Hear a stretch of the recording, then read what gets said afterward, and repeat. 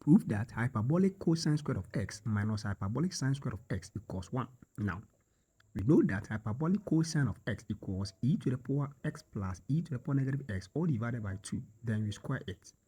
Minus hyperbolic sine of x is e to the power x minus e to the power negative x all divided by 2. Then we square this one too. Now, we are going to take this one. But remember to like the videos, share, comment, and follow for us to build the mathematics community. So we take e to the power x plus e to the power negative x and divide each by 2. That is very simple as that. Then we square it minus, we do the same here. E to the power x divided by 2 minus e to the power negative x divided by 2 all squared. Now we are going to use the difference of two squares here. That is, if I have a squared minus b squared, it is equal to a plus b times a minus b.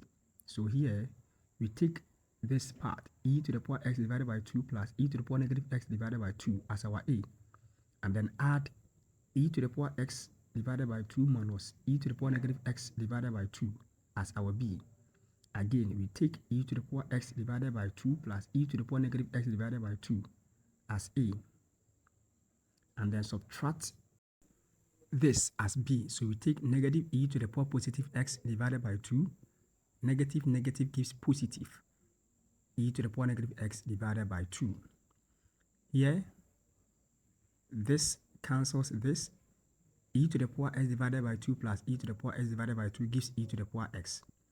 Here, this cancels this. E to the power negative x divided by 2 plus e to the power negative x divided by 2 gives e to the power negative x. If we multiply this, we have e to the power x minus x, which is equal to e to the power 0 equals 1. Please kindly like, follow, and share for us to build the mathematics community.